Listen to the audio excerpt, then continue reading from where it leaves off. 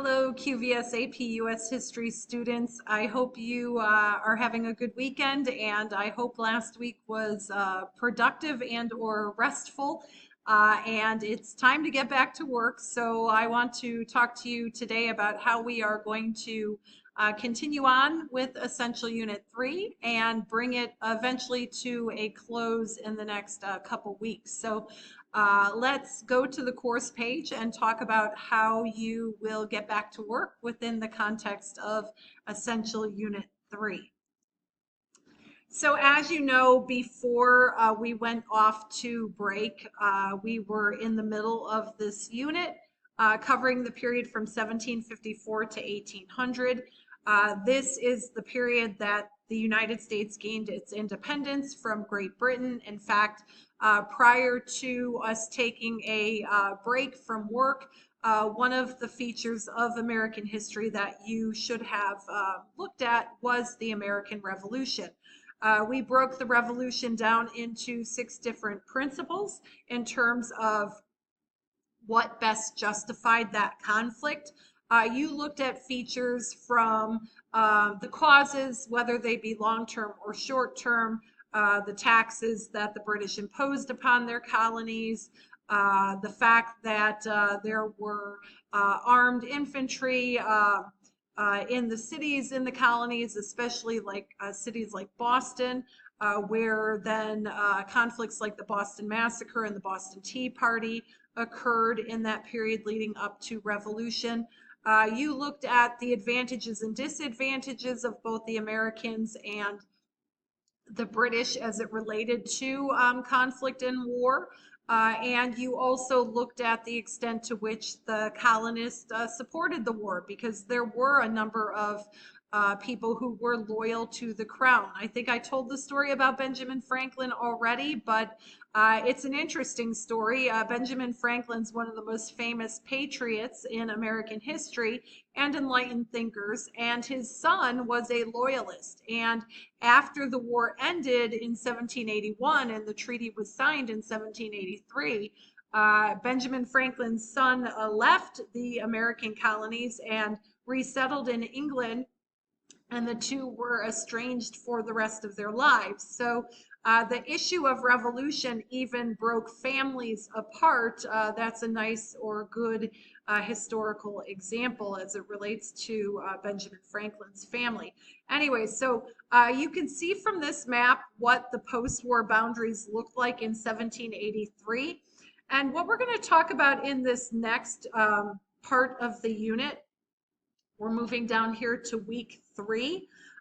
In the history of the United States, there has been 2 systems of government, and it's really important for you to understand this notion.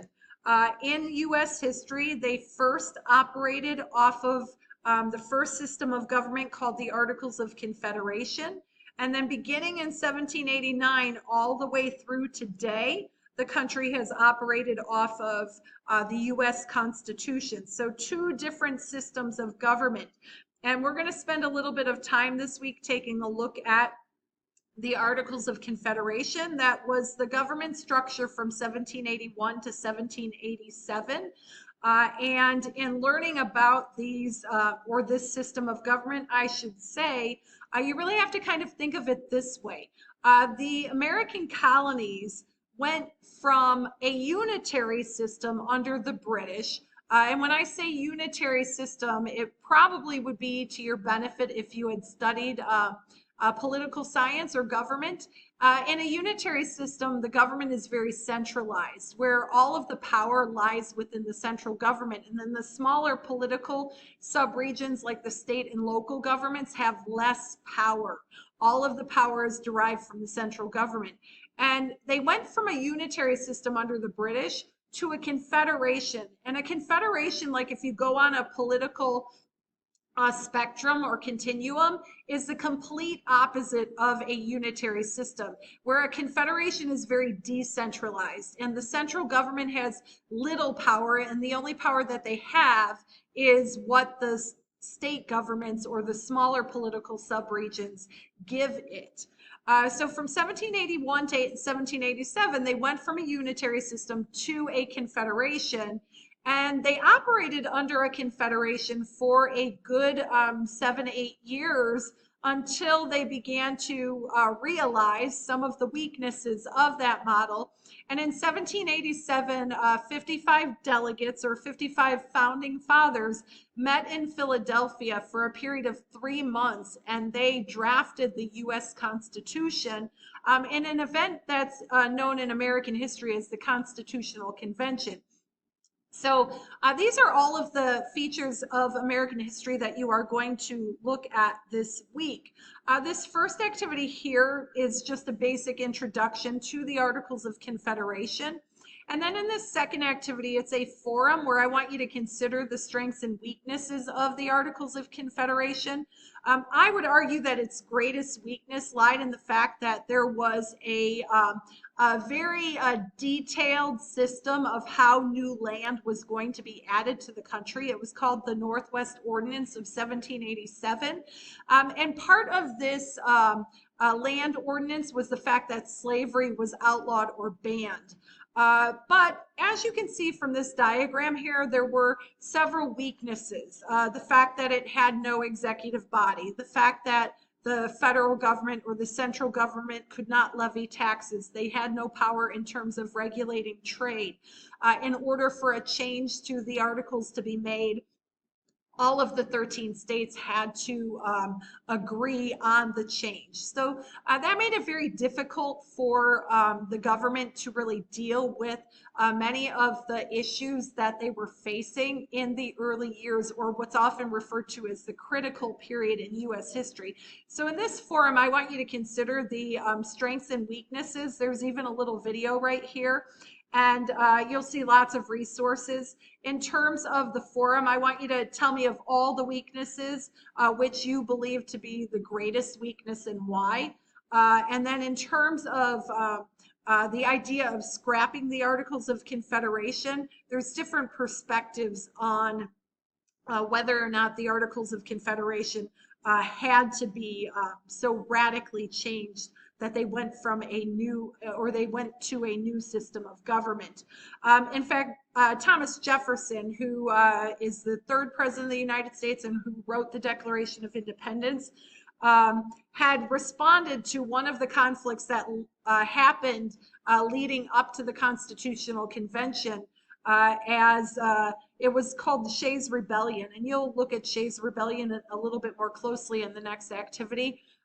He mentioned this, or he said this, that the tree of liberty had to be renewed with the blood of patriots. So his understanding was that all governments at some time are going to endure conflict, and that conflict is going to make the country better if the government responds in the appropriate manner.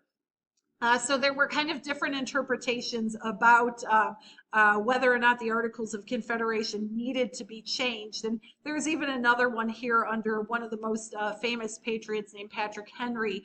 Upon learning of the Constitutional Convention, he said, "I smell a rat," meaning he was very dubious about the events that were happening in Philadelphia in 1787. And question whether or not the country had to so radically change their system of government. So participate in that forum there. It'll be interesting to learn your perspectives on different forms of government, especially the Confederation model. In this activity, you'll look a little bit more closely at Shays Rebellion. This was an uprising in Massachusetts. It had to do with Continental soldiers who had gone back home, and after the war they had incurred much debt because they didn't get paid very much as soldiers, and the banks began to foreclose on their properties, and men were losing their properties. Well, that caused for them to uprise and rebel, and as a result of that, that was one of the kind of like the factors that led some of the delegates within the country to come to the understanding that a more centralized government, a stronger national government, had to be formed to deal with conflicts like this when they arise. They came together in 1787, and you'll learn all about that in this activity called the Constitutional Convention.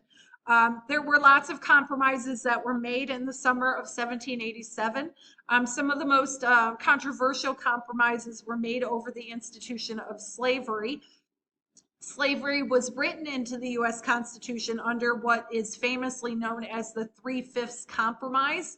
And it was also written into the Constitution in the fact that all of the founding fathers at that meeting in that summer agreed that nothing would be done about the slave trade across the Atlantic for a 20-year period. So in no way could the government ever ban that trade system.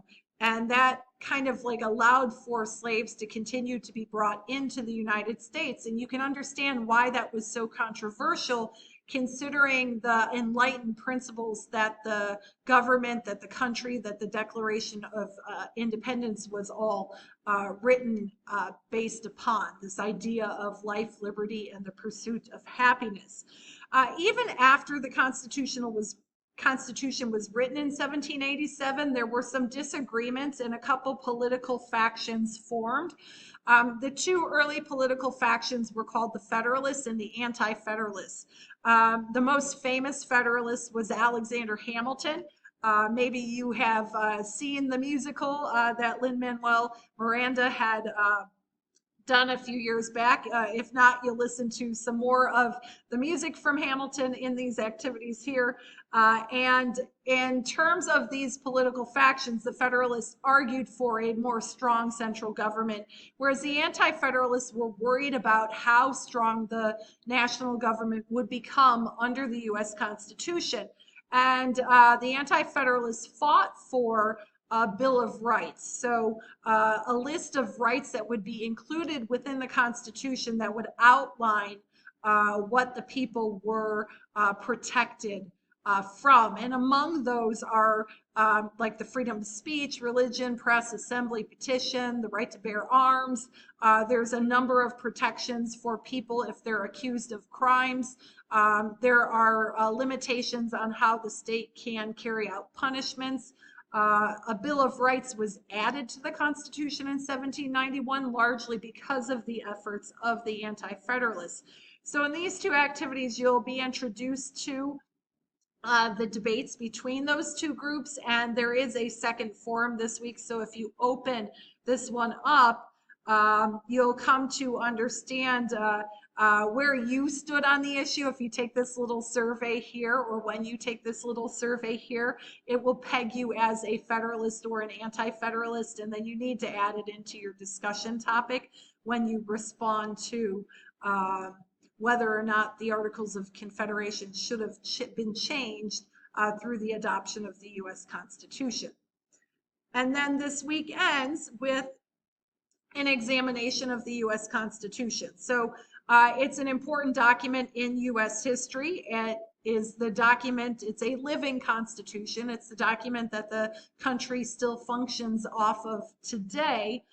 There's a bit of a web quest here, so I'll have you going to different websites to take a look at the different parts of the Constitution, from the preamble to the articles to the amendments. Those are kind of the basics. You'll take a look at a little bit of the history of the Constitution. This video will introduce to you all of the different compromises that there were made. There were debates over how long a president should be in office. There were debates over how much representation each state should have and what should be the basis of that representation. So you'll take a look at the different constitutional compromises that were made, and then you'll get into looking at the different amendments. As I said, slavery was first written into the Constitution, but it was eventually written out of the Constitution. There were amendments that protected voting rights throughout the history, namely the addition of women to the electorate. And then you'll kind of look at how it all works and even how it's relevant today. Donald Trump just nominated a new court member, Amy Coney Barrett, and you'll be able to comment on his role and the Supreme Court role in the country today.